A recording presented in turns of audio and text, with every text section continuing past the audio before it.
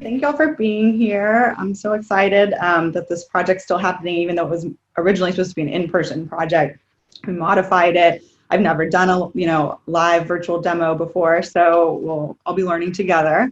But once I start actually demonstrating the art, I'm going to go over the project and my background a little bit first and my exhibition. Once I start demonstrating, please feel free, if something's not making sense, to jump in and type that in a question form so that I can clarify this. Because sometimes I teach this project a lot to children, but sometimes, something might not be clear, especially from the view you have. I'll do my best to show everything because I'll be doing layers. But if something's unclear, please let me know. So this project, actually the exhibition, Connecting Threads, I hope you get a chance to see it if you haven't already. I'm so thankful it's open, even in a limited capacity. It's been in the works for, I don't know, again, maybe 2 years now is when I originally sent in my exhibition proposal to the Dowry. It was accepted. It's my first solo show. I was very, very excited. And my exhibition was really, the idea was grouping my paintings. I'm primarily a watercolor, and now I've recently started working in oils painter, into the 4 different main types of textiles and the symbols in those textiles that have influenced my work. So I actually have examples of most of the textiles that I can show you. And if you go to my website, if you haven't seen the show, there's a lot of my paintings that you can see as well. Then you can see the comparison. So there's the exhibition, but then also I took a class at the Dougherty in January, and I learned about this community art initiative funding that's funding this particular project in connection with the exhibition. And I learned that I could apply. I applied, I worked really hard on the application, super last minute, snuck in, and it was accepted to do. It's through the Cultural Arts Division, and they fund quarterly. They've paused it for now for obvious reasons, but quarterly they fund these community art projects, and to raise cultural awareness, to try to get community members and together to be making art. And you can apply as an individual artist, but you can also apply as a nonprofit. I was super thankful to get to do. I had never done a larger scale community art project before.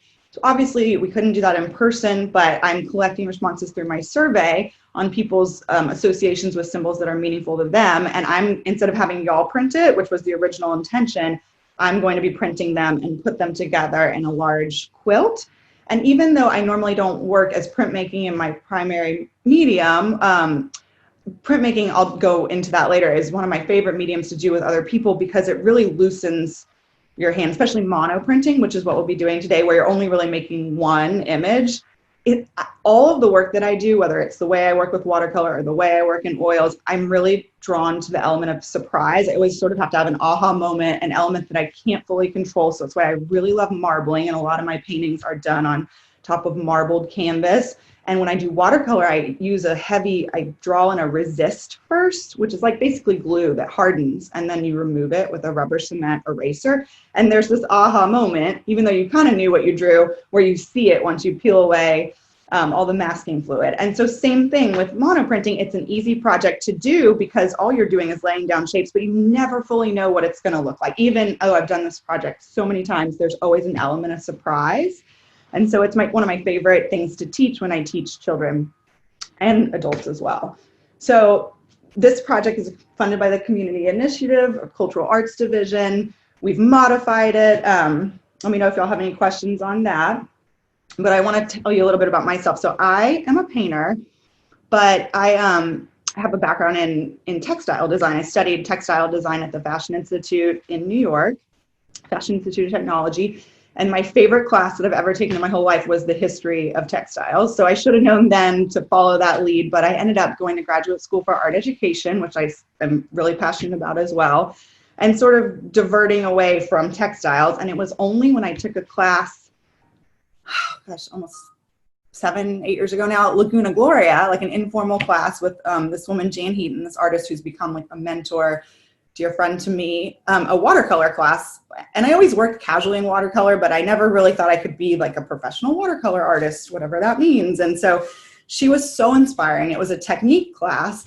And that sort of lit the fire under me, where I started painting more full time. My kids were still younger and at home. And so I started painting in watercolor. I started painting a lot of Mexican folk art because that is what inspires me. I love collecting folk art and I love textiles.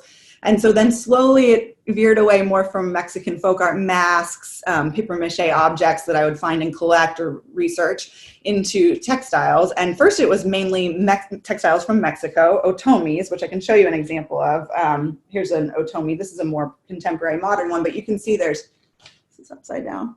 Yes. There's peacocks, there's flora and fauna from the region. They're mostly made in Hidalgo, Mexico, and they're just gorgeous. I love them so much. Now they're, I feel like enmeshed in our popular culture, especially here in Texas.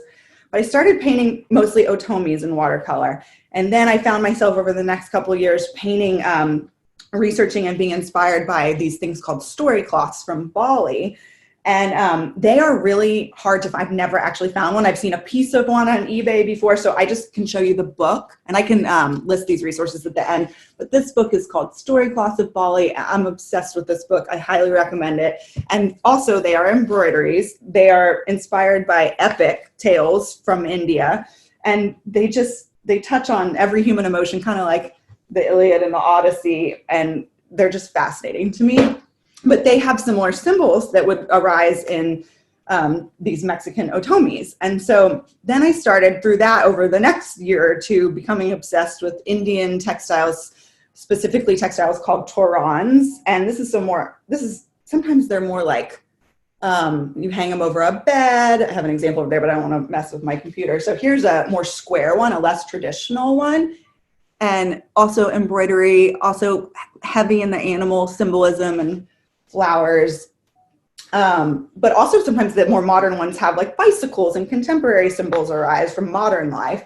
So I started painting these torans, and then the fourth influence in my Dougherty exhibition are Suzanis from Central Asia, and here's a large one. I'm not going to unfold the whole thing, but you'll see they're more geometric, but they have pomegranates a lot of the times as a symbol of fertility.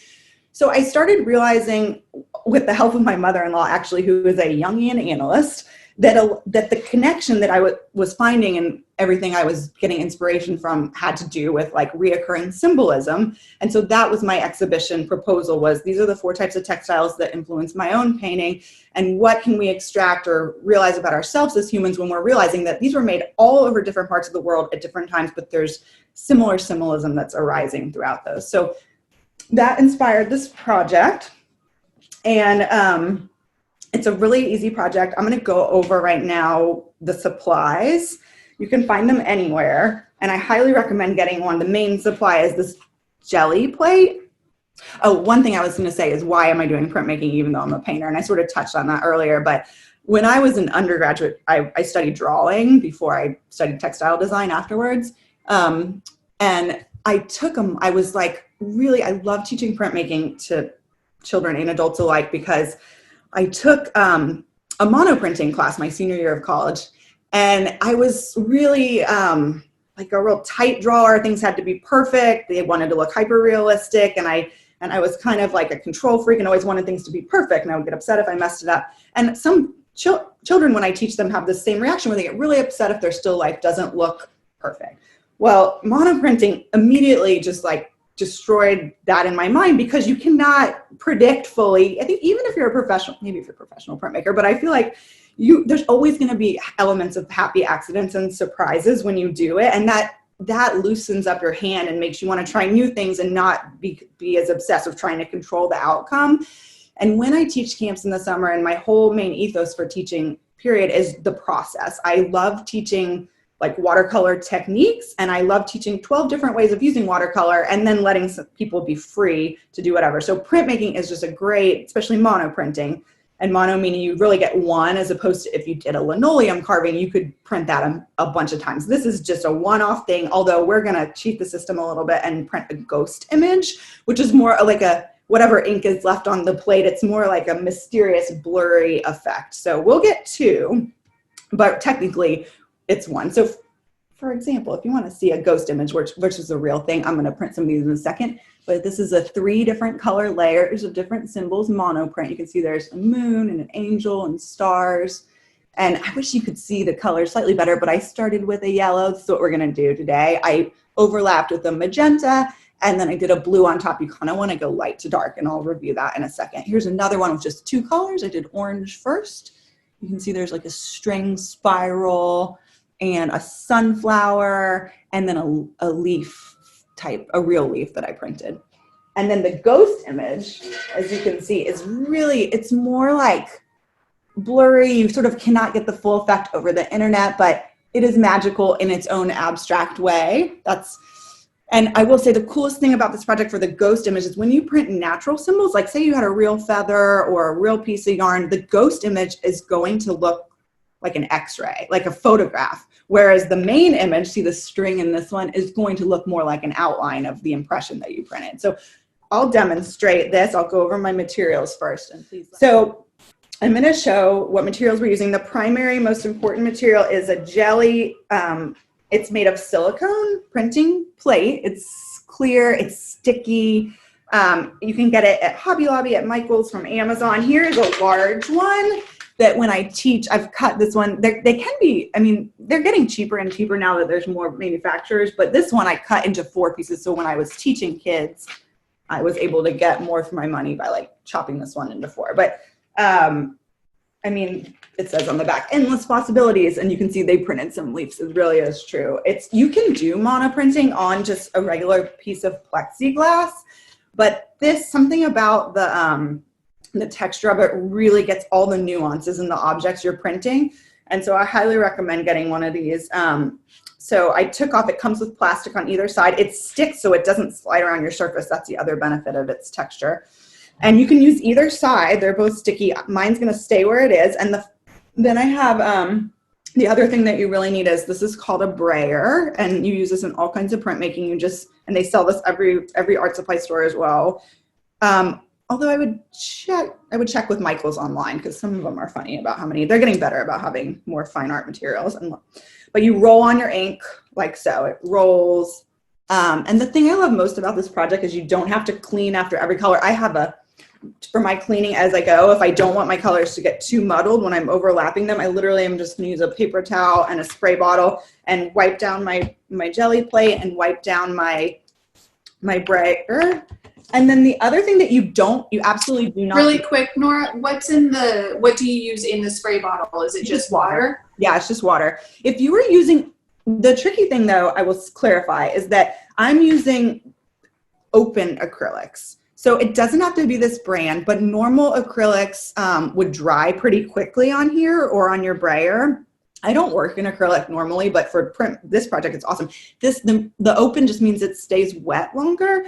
So if if you're not using, I would highly recommend using these open acrylics. I'm sure these are golden and you can get them anywhere. Well, actually, you should look at like Jerry's probably. They may have them online at Michael's, but they have them at Amazon. They have them lots of places. So the open means that they stay damp, so they don't dry on your plate or dry on your brayer super quickly. They do make ink specific for printmaking, but this is just acrylic paint that stays wet longer, basically. And so for that reason, I can leave it on here. Sometimes I forget for 30 minutes, and then I can just wipe it right off. Super easy to clean up. So that if you were using regular acrylic, you could play around with that, but you might need something more than just water for that, and you would want to be more diligent about wiping it off your materials. So Gelli plate, brayer, open acrylics. Those are really the only things that you would need to source. This is called a Baron. You do not need to have this. You can use pressure with your hand. It just distributes pressure more evenly. It's a printmaking tool that they sell everywhere, but it's not necessary. I'm going to use some with, some without. It doesn't really make that. And then for my symbols, I used some are just regular construction paper that I cut up. Some are cardstock. The coolest thing is just straight up leaves from outside. Feathers are amazing. Yarn, yarn pieces are awesome because you end up seeing the texture like on the second print that you'll do, the ghost image. So the main thing is if you're going to use a material from nature that you source from outside, it needs to be relatively flat. If it's really thick, like even a thick stem of certain leaves, like this feather's got a stem, but if it's too three-dimensional, you're going to have a hard time printing around it and all the little nuances. You can do it, but pretty much flat natural materials. And then just cut up, honestly, like I've cut these symbols that I have. Oh, and then you can buy a store-bought stencil. I'll go ahead and print for one of ours. This is like a tree that I got from Michael's. I mean, you can use any kind of texture. You could do lace. Lace is really cool. I don't have any of that with me because it's not really a symbol, but if you're just wanting to experiment further with this project, anything. Oh, I've used straight up flowers, like sunflowers. You can't lay them flat, but you can do impressions of them in here and then print that. So those are different ways. If you Google or look on YouTube for Gelli monoprinting, there's just endless possibilities. But for the purpose of today, since we're working with specific symbols that people referenced in my survey, I'm going to print what I have, which are all like objects or leaves or a feather. And if I use the yarn, I'm going to make a spiral or certain symbols out of that. So the first thing with this project is you need to, if you're doing just one color, you do not have to worry about registering your paper. I'm using a square of muslin since I'm making a quilt out of this, but I am going to print my ghost image on paper. And I recommend if you're trying this project for the first time using paper, just because it prints a little more crisp and clear than the muslin. Although muslin's working, I mean, it looks the same. It's just a little more finicky. So I'm doing both because the ghost image, especially with the more abstract nuances, you'll see it better on just, and this is regular, they sell printmaking paper, but this is just regular. It's not computer paper, but it's like, you can buy it at the dollar store. It's just drawing paper. So there's nothing fancy about that. Trying to think if I'm forgetting any other material. Oh, and tape. You're going to need some tape to register right now. So registration just means you just want it to stay in the same place if you're printing different colors when you go back for the second layer, because otherwise your squares won't line up. And you can see on this one, I didn't register this one perfectly, so you can see how like my blueprint on top of the orange one didn't line up perfectly. I honestly don't mind the look of that, but you want it to get somewhere in there and not be all over the place.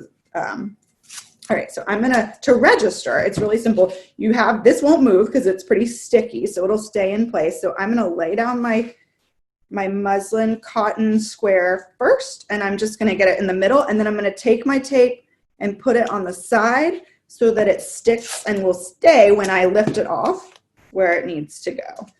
Super simple. Now I can fold it back, and then when I roll on a different color in a second, it'll print in the same spot. So now I know that's registered. Same thing on this side. And I love this project and it was going to be great for an in-person thing because you can make two. So I'm registering this side. The one thing about registering is that I wish I could show y'all super up close each layer I print, but I don't want to unregister it. So I'll just kind of try to get in as close as I can, and then I'll show you the final effect. So here is, this side is registered now, and I'm using just like painter's tape, low tack tape that I know will come off. With paper, you want to kind of be a little careful, but it doesn't stick. So they're both registered and ready to go. So when you're doing multiple colors, you really kind of want to work light to dark, because obviously if I printed a super dark blue layer of color first, then if I wanted to do a yellow on top, I would still see where it overlapped, and it would be interesting, but I wouldn't really see anything that I did on top. So I'm going to go yellow, magenta, blue, and print 3 layers. You're not going to see as much of what you printed on the yellow but when it overlaps, you're going to get a purple, you're going to get a green, and you're going to get some orange in there, and that's called trapping in printmaking, where you get other colors even though you're using just a couple. So first I'm going to start with yellow. There's no real like technique to this. You just want it to be evenly applied. So I just do little dots all over. There's not that much on there. Can you see my dots? And now I'm going to roll it with my brayer. I'm going to make sure I go both ways. So this way, and then I go this way. And I've done this enough where I know I'm not going to get all over the paper. If you're worried, you can always, when I do this project with kids, I always sort of cover their paper on the side so they don't roll off the edges, which is easy to do. So I'm just evenly spreading this throughout. And like I said, it works better if you're going horizontally and then vertically. All right, so that's done. And then this just lays like that. And so, like I said, this bottom layer, when you're doing 3 different layers of color, you're not going to really see it as much. So I'm not going to do anything I'm like that I want to jump out at me. I'll probably do, what symbols should I use? Like I have more animals, like a horse. You might not be able to see it's a horse in there. So I'm just going to do a couple leaves. Let's see. I really love this shape. I paint the shape. I'm actually been inspired by this particular leaf, and it's in a lot of my paintings, the shape of it. Let's see, so I'll do that, and then I'll do another leaf. This actually, there's a piece in the show this was the border, and I actually took a bunch of leaves and put solar paint, which is another cool demo for another day, that you expose in the sun and peel off these leaves, and you actually can see your makes a print from the sun. It's really cool. Okay, so I got my 2 leaves on there. I'm wondering if I want another one in this corner. I do want to see a little yellow in there, so I'm just going to do those. So now I'm laying flatly down my muslin first, and then printing evenly. Like I said, you really don't, I'm not going to use a baren for this because you don't really need one, but if you are using your fingers, the main thing is you do not want the paper or your cotton to slide all around because it'll be blurry, right? And I just have a couple big shapes, so there's not a lot of nuances, but if I was doing something like a skull with my eyes cut out, you really want to make sure you're sort of getting pressure in there, especially if, like I said, it's 3-dimensional. So can you see I got my shapes printed on there? I really don't want to move my computer every time for this because I'm worried then I'll be fidgeting with it. But if maybe for the third, or let me know if y'all can't see, but I'm going to leave it taped down so it registers. Okay. So for the ghost image, you can see probably that this is a little bit lighter. My paint on here, you can see it looks translucent when I lift it up. There's less paint on here. And if you touch it, my fingerprints are going to print now, but it's the bottom layer, so you won't really see it. For the ghost image, you want to pick up these objects. And that way you will print the texture of them. It's a totally different print, and it looks like a photograph. For yellow, you're not going to quite, and you can reuse leaves kind of, I reuse some, but for your symbols, if you cut out a cardstock or construction paper, you can totally just let them dry and reuse them. I do that all the time. Like this has clearly been printed blue and pink, and I reuse them. Okay, so now I'm going to print my paper. Not using a baren, but I could just because it's a little, if you really like this project and wanted to invest in this, it just makes it a little more smooth and even. Okay, this I kind of do want to move my computer because I really want to show you that it's, okay, can y'all see? I cannot see what you see. All right, it's yellow, so it's kind of hard to see anyway, but you can see the difference that one is the reverse image of the other. So one, you get the outline of the shape, and the other one, you actually can see the ghost image when you peel back, especially with natural materials. I'll do a feather in a second, and the yarn, it looks like a photograph. It's really cool. So I'm gonna leave these registered. I'm gonna do my second layer. I'm not even gonna clean this because most of the yellows came off, but this has a lot of yellow on it. So I'm just gonna spray it and use a paper towel to wipe it off. It's super easy to just change colors with this project. I'm not going to worry about, if you wanted to go from blue to yellow, I mean, it's really just mostly comes all off. At the end, I'll clean them in a sink, but right now, like the yellow's gone for the purpose of this. And I guess I could spray this just once to get the residual yellow off, but you really do not need to, especially if you're embracing kind of it blending. Okay, so now I'm going to do magenta with some different symbols. And I'm just doing dots. You'll know within trying this a couple times how much is too much and too little. If you have too much, it's really not as much of a problem, but too little, you do want a pretty even application. Let's see. I think I might have done a little bit too much. It just prints really wet. All right. So I'm just going back and forth and back and forth. All right, so for this, I'm gonna do a feather. I'm gonna do a sun and a moon. And then I cut out a lot of shapes that people referenced on the project, but I think I have like a weather theme of symbols people reference. I'll do that for the top layer. I wonder if I should do a skull, but it's so fun to play around it. And honestly, you could just do, when I do this with kids, they end up at first, they really want specific objects. And it's hard to say, well, you can't see those eyes unless you cut them out. It's just the shape. But by the end, when they print once, they realize that, like, honestly, the trash scraps from when you're cutting out, if you just do like abstract geometric patterns all over, it ends up being super, super cool as well. So, okay, so since it's registered, it should print pretty much in the same spot. Lay it down. So for this one, my primary one, and I'm using, the ones I'm doing on muslin, I'm using for my quilt, won't look as much like an X-ray at the others. All right. The feather's a little more 3-dimensional, so we'll push extra hard on that, but I'm just making sure I'm not moving. I'm just doing an impression. All right, you can see. I'll show you at the end specifically, but now I'm taking them off. The ghost is what you really can't see the nuances as well virtually. So I'll hold it up really close at the end so you can hopefully see I'm gonna put these to the side because I totally reuse them. But you can see right here that like it didn't get my moon. Since my cardstock's a little three-dimensional, I should have pushed a tiny bit more in there. I'm okay with that, but there was a little bit more detail to capture. And it made mostly an orange since it overlapped with my yellow in most places. Uh-oh, did I not lift something up? Oh, I didn't lift. That's okay. It'll be more interesting that way. All right, I forgot to lift up my sun and my moon, but that doesn't really have any texture. It's more the natural objects. You get like an impression of the details. Okay, so that looks really cool. Do one more layer and then I'll show. So you can see the leaf impression through the sun and the moon that was still there. It's just so hard to see the detail. I can also post some pictures of these in detail too, and then that you'll see. So, and then you see my jelly plate. I almost could probably do a third plate. It definitely has a lot of pink on here, so I'm gonna spray it and wipe it down, or it would be primarily purple when I printed my third blue layer. And I will say, if you're buying these open acrylics, and they don't have to be from Golden, I think every paint company probably has like a more high flow, fluid, less thick. You don't want the full body acrylic, because that's gonna dry faster. And they also have like an additive that you can mix. Sorry, my computer's blocking my face. You can mix with acrylic paint to make it more high flow. I don't paint primarily in acrylic, so I couldn't tell you exactly what that's called now, but if you ask any art supply store, like Jerry's is really helpful. Like they have I think it's just called Flow Aid that you can add to a normal acrylic to make it like a more open product that doesn't dry as fast. Okay. Oh, and this is pretty covered. So I could just roll with it and it would print really cool purple. Does anyone have any questions while I'm dripping on my books down here while I'm getting my third layer ready? I think for the next one, I'm just going to do two, and I'm going to do orange and blue because I love that color combination.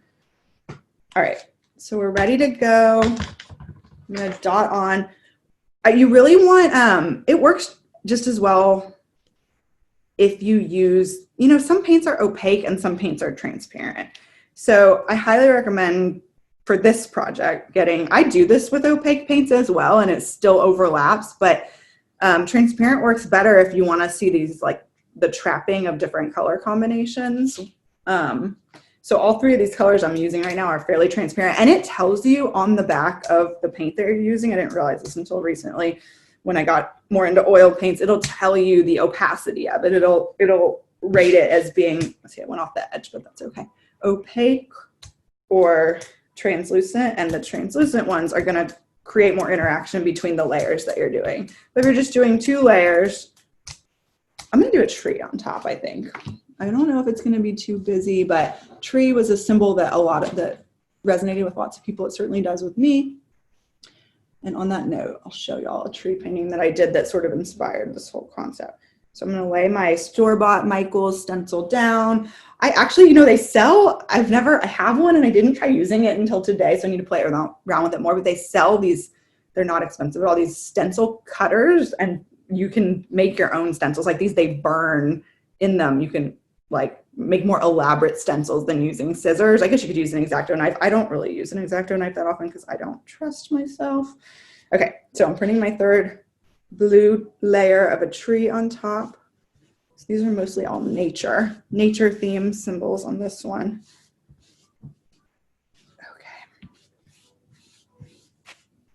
All right, this is a highly detailed. Ooh, it looks pretty cool. All right, so now I can take it off because I'm not doing another layer and show you up close. So it ends up being pretty purple because you only see the straight blue in areas that were blocked from other color before, like the feather or the tree. All right, so now I'm going to take I wonder if I'm going to take this off. You could go either way. You don't have to take it off, but I'm going to take this off and print on my ghost image.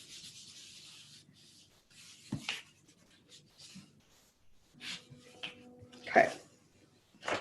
Ooh, I really like the green that I got with this overlapping on the sun. I'm so glad that stencil didn't come off actually. Okay, so it's really abstract. These ghost images, you cannot appreciate, like you have to see them up close. They really do look like x-rays. The color, it looks just pretty muddled to me virtually, but you just have to take my word for it. They're super cool. And they look like photographs almost. So this tree texture is like glowing on that green part right there. So I'm going to do another one, I think with orange and blue, just 2 layers, which here's an example of that, with maybe all animals. Does anyone want any clarification on anything before I move on?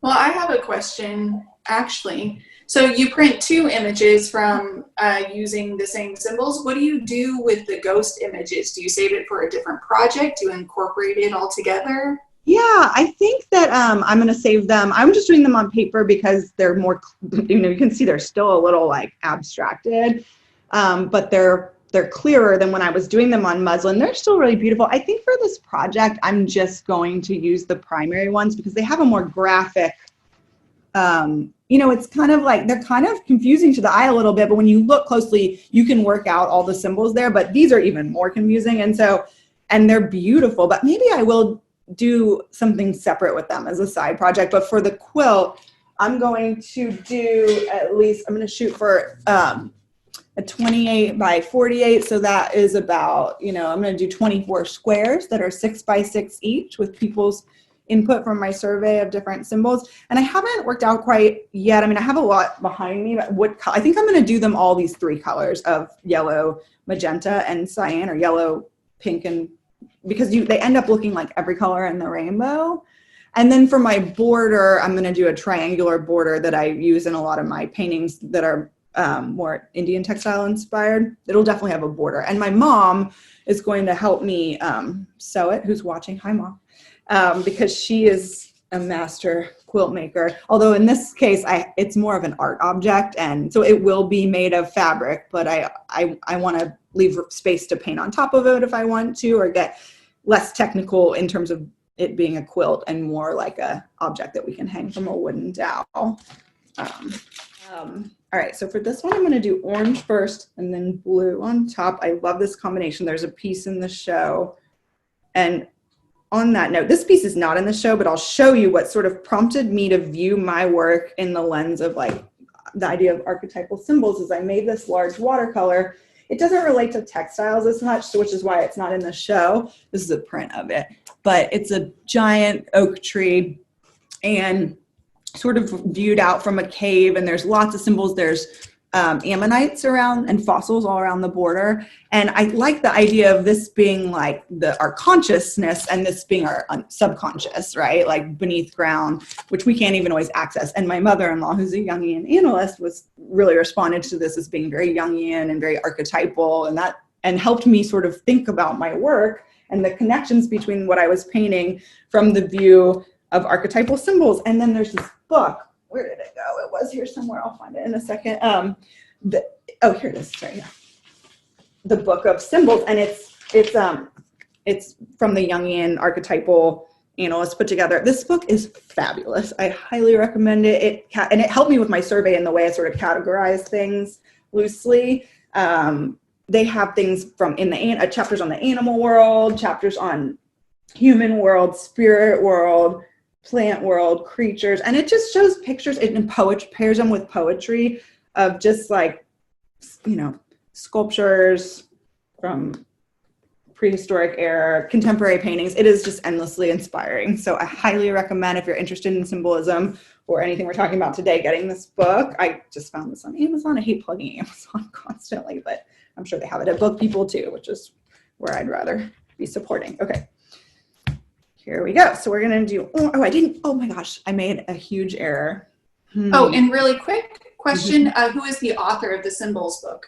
It's put together, it's not a specific, it's the Archive for Research in Archetypal Symbolism. So the publisher is, I never know how to pronounce this, Takin, does anyone know?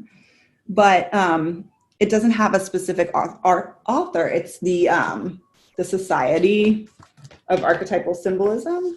Let's see. There's editor-in-chief. Yeah, the Archive for Research in Archetypal Symbolism. So it's like a lot of different authors. It's like a society, probably related to the Jungian Analyst Society that my mother-in-law is part of. She would know. Got to get her. Hopefully she's watching. All right, I forgot to register. I'm glad. It almost helps when you're doing demos or when I'm teaching too, make mistakes, because then you can troubleshoot, because that always happens. That's just part of. But I forgot to register my my muslin and my paper first, and that's okay.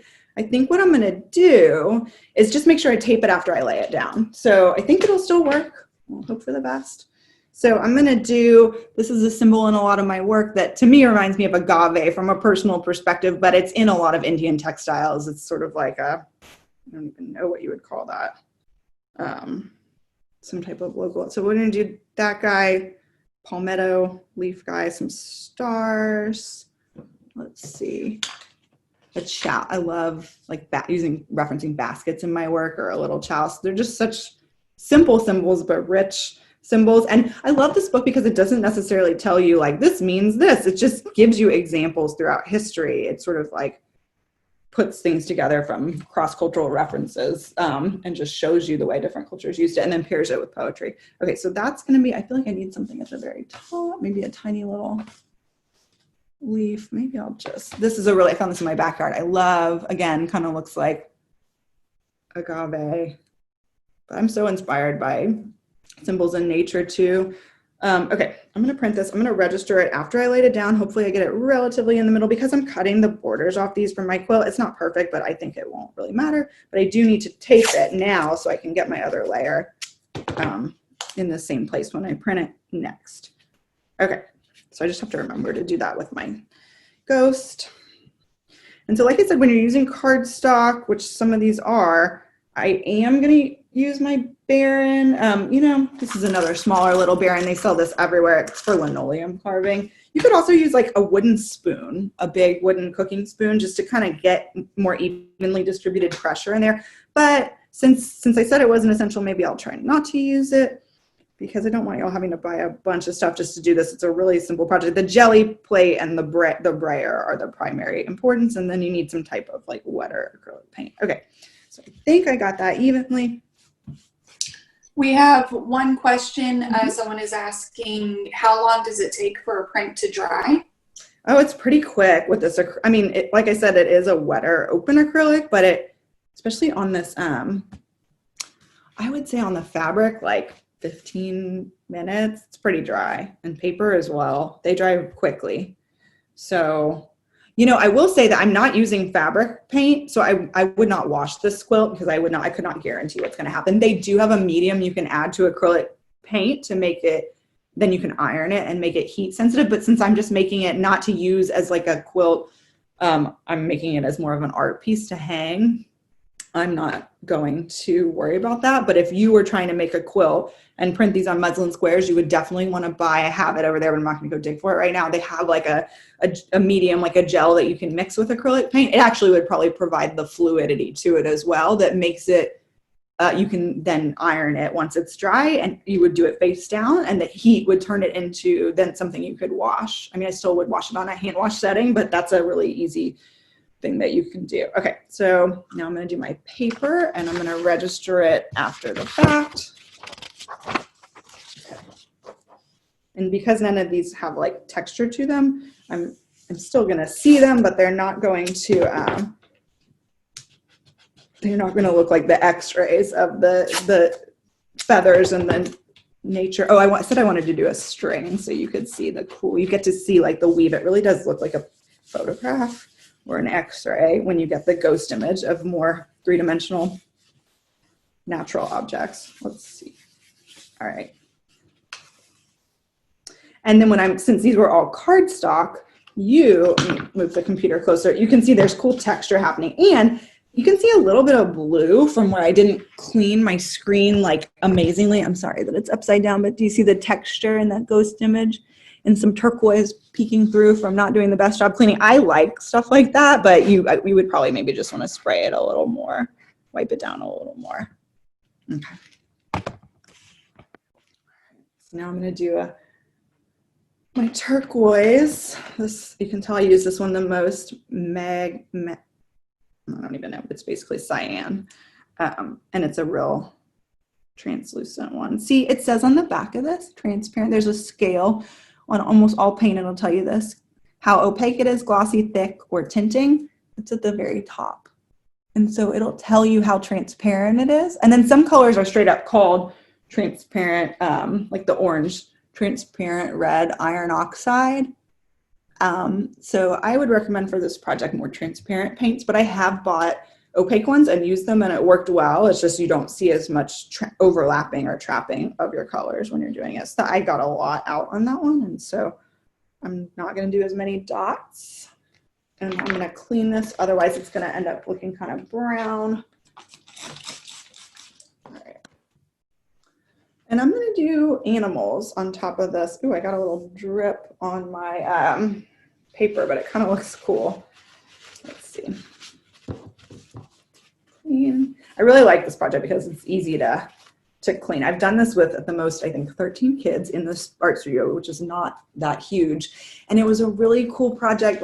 We've done it a couple different ways, but we did it last year studying, I'm gonna totally blank on what style of art this is, but basically conceptual art. So sort of introducing the idea that conceptual artists, they thought that the ideas were more important than the actual product of the art. And so I had kids pair up, and one group of kids, my girls are watching right now and they remember this, one group of kids came up with what shapes and symbols they wanted to use, and the other one had to print what their partner said. And then it was like, the question we explored was, who is the artist, the person that came up with the concepts or the person that made this? And it was really a cool project. All right, so I'm gonna use some animals for this layer. I got a horse. I haven't printed a horse. Some people mentioned horse in the survey, and I don't know if they'll both fit on here, but I cut out, this is just construction paper and armadillo, because that's a pretty local significant symbol here, obviously. And then birds are really prevalent, probably the most, I would say, of any type of animal throughout all these textiles that I'm referencing. I don't think these are all going to fit. So let's do them back to back. Okay. Actually, I'm just going to do the bird. I don't think horse is going to fit on there. All right. And I feel like this little corner needs some. We have one other question in the group. It says, have you made plates from Knox gelatin? I haven't done that before. I don't know if is it that strong? I feel like I've only used that for food sources, but I don't know if I would trust it. Because these are like silicone based. I was going to read you what it said. Yeah, I don't know. Latex free, not toxic. I think there's, ooh, what happened? Yeah, I wondered if you could use a like the silicone cutting boards that are super smooth on one side. Oh, you might, I would try that. I think you could try it. That's a good question. Like, these are pretty gummy. Yeah, I don't know that they would have the thickness. But you can use plexiglass in theory. It just is a little bit less bouncy. So I bet you could, you know. Okay, we're going to print this guy.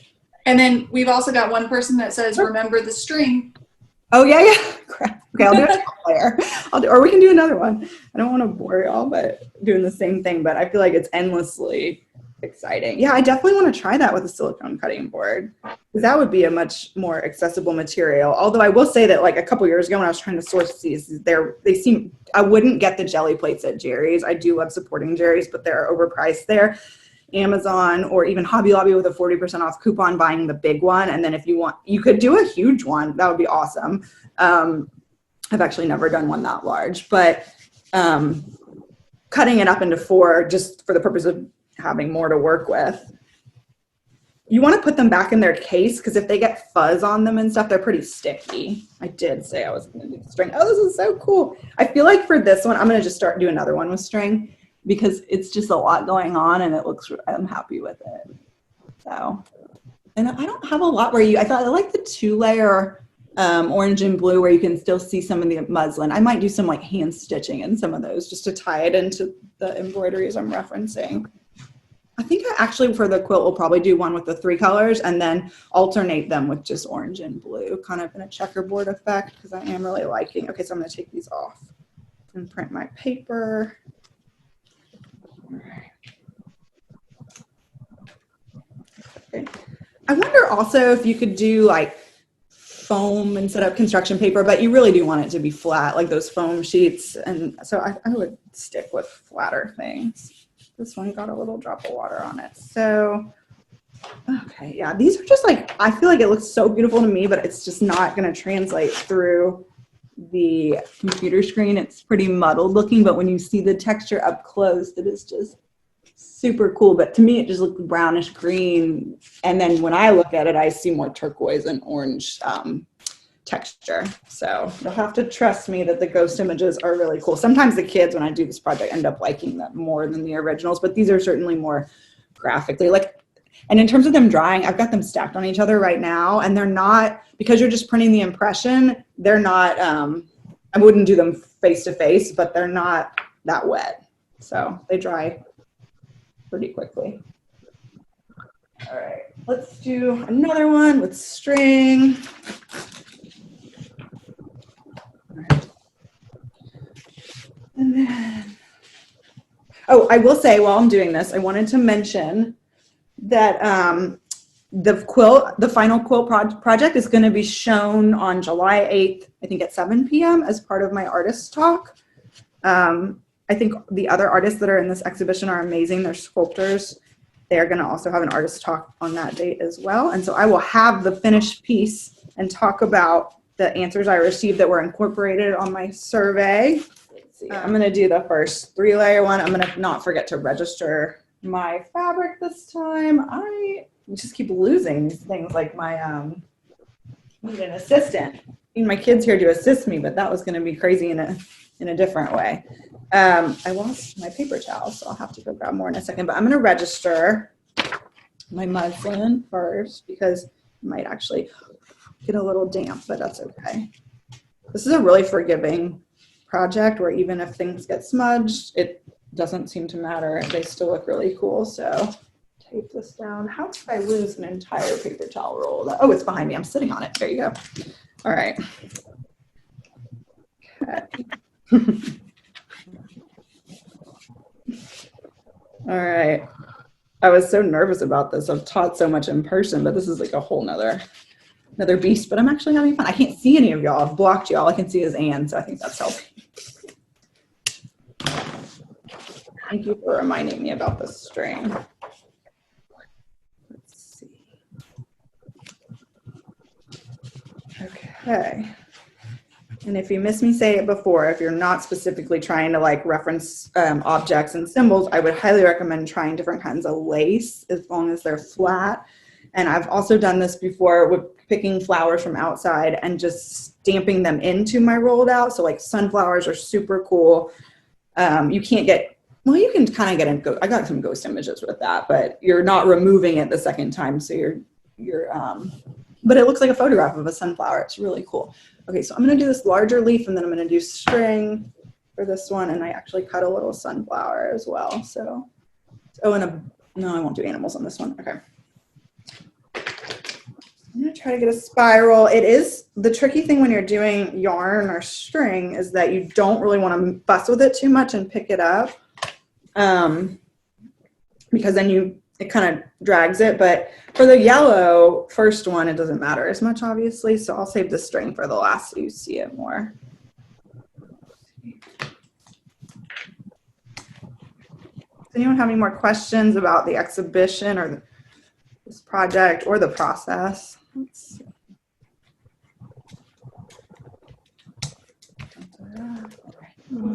Some of y'all have gotten to see the show. I'm going to do an angel, and then I'm going to do strings surrounding it in different shapes. So, and we'll see if we can even see the angel by the time we get to a top layer. It'll be an experiment. Okay. So she's cardstock. So I don't have a wooden spoon, so I'm really going to give it more pressure just because I want to see her eye and in between her wings. And so, or you can just use your fingers to make sure you go over those areas because sometimes they don't print as readily. Okay. All right, so she's pretty graphically outlined there. Work. So we can see her now. We'll see if we can see her at the end. And I'm not going to wipe off this yellow. off the Gelli plate because I just love ghost images. They're really like, I'm just going to take it off and not have it be registered so you can see it. They're just subtle. They're more textured and you really can't appreciate the yellow, but they're really cool. They do look like truly like a ghost type of situation. So since I have lifted it up, I'm going to try my best to get it in the general area. But like I said, if it's not perfectly registered for next time, that's okay with me. Okay. So we'll do string for this one. I am going to wipe off a little bit of my yellow that's left over on here just because I don't even really have to spray it that much. If you were going from red to green, you really wanted to avoid like a brown, I would clean it more, but I'm not as concerned with that right this moment. So let's do Quinacridone Magenta, also a really translucent color. It ends up reading more since it's overlapping on the yellow as red.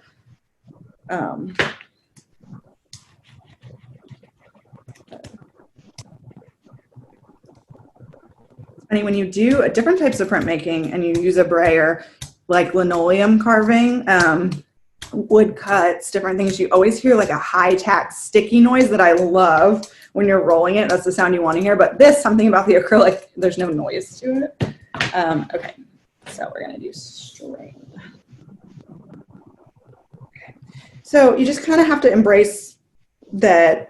Maybe I'll try like an infinity knot, or I'll do a spiral actually, that it's not going to be exactly, you can move it, but it is going to leave an impression, obviously. So I'm just going to not care too much. See, I'm moving it a little bit, but if I put my fingers on there, you'll see it. So, and you can have it go off the edge. Doesn't really matter. And do I want more string? Or I'm going to do a little hand at the bottom. Almost a hand. Okay. So it looks like it's holding up the string, if you can see that.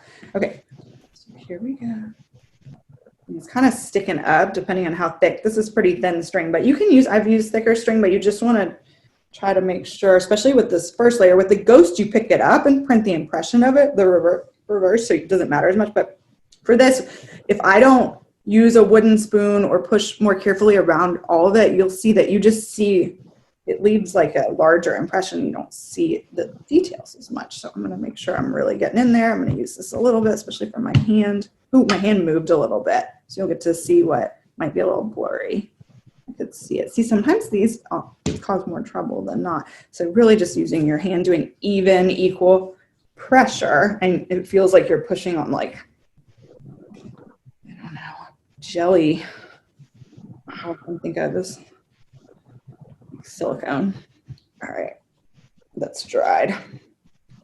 All right, let me see. I'll show you in one second. I'm gonna lift them up, and then I want to show you. I'll take it off again so you can see the details of the yarn printed on there, because you might not be able to see them after we do a blue layer, and they're really cool. All right, this is so cool. So do you see how it looks like a photograph? If you really get all the yarn, like you see it, it really looks like an X-ray or a photograph where you see high detail. And I lifted it off. It wasn't even there anymore. It just printed the impression. And it was pretty registered for taking it off, but I've done it a number of times. So my blue probably won't be registered at all. If it does come undone, you need to re-register. I'm not sticking it on here, but I'm like loosely seeing where I put it. Okay. So I'm not going to clean this to see what happens. I think it's going to end up being really purple, but I'm just going to embrace the not knowing that. And I do have a violet, but I'm going to stick to my color combo. Okay. So dotting it all over. You can just put it in one area. It just makes the even application a little easier to get it spread out. Okay. So yeah, if you go all in one direction, it doesn't, it's getting crazy. It doesn't, this does look a little more purple, but I'm into it. So going back and forth in different directions. And sometimes you see the lines of the brayer. And so you just, that's why I keep, even though it's on there evenly, I'm trying to get my lines out. Okay. So for this one, I'm going to do, I want to be able to see my hand is the only thing. So you do kind of want to be strategic about like not, if there's a symbol that you really, really like, you might want to block it. I'm going to do the sunflower roughly where my hand is so that I see it still. And then I'm going to do a leaf over there. This leaf is pretty three-dimensional, so I'm not sure what's going to happen. I should have probably laid it down the other way. It's kind of curling up, so it might give me trouble, but we will find out.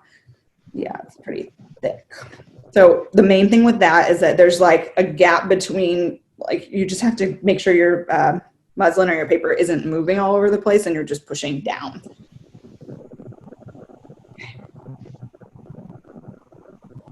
And so I kind of blocked it because I didn't want to get completely distorted with my sunflower. And let's do the last one. Sorry, go ahead. Ooh, you're going to see some really cool impressions of this, of the leaf. Left some really cool marks on there. So I can't wait to show you all this last one.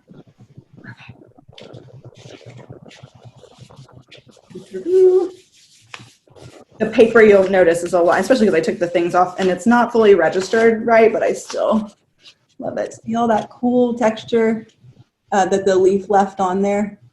All right, so that's my last ghost.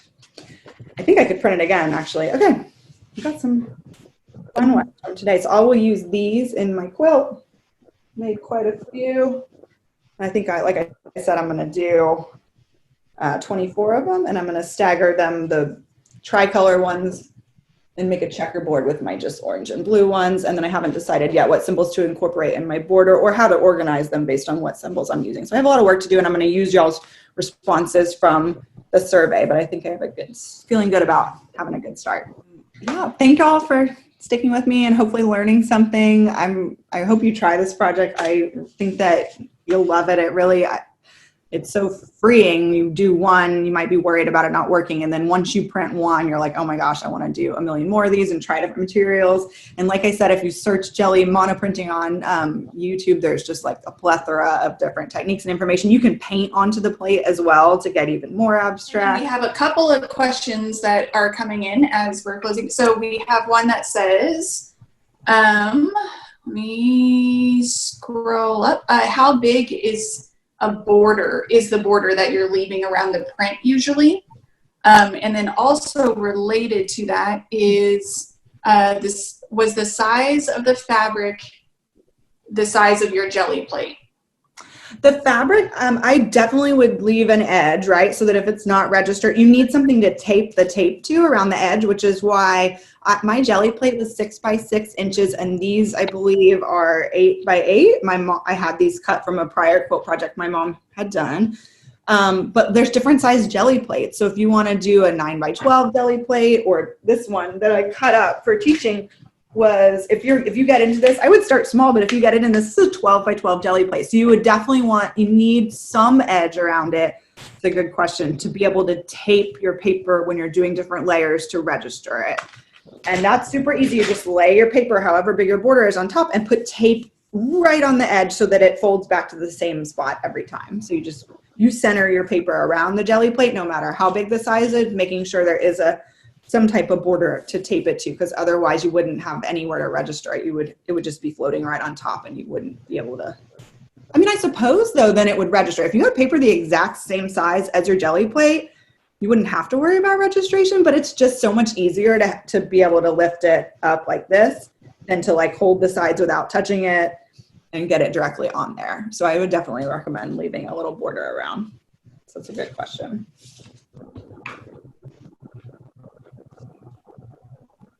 Uh-oh, I can't hear you, Anne. There we go. Any more questions before we head out of the demo? Feel free to post them up now. If there's something that you think of later, feel free to shoot the gallery an email or post it in the event comment section on Facebook, or post it in Instagram. We'll go ahead and get it answered for you. So thank you, Nora. That was awesome. We got a lot in the chat section, lots of thank yous and lots of it was beautiful and wonderful, and I totally agree. Thank you. Thank y'all so much for spending part of your Saturday with me, and check out the show.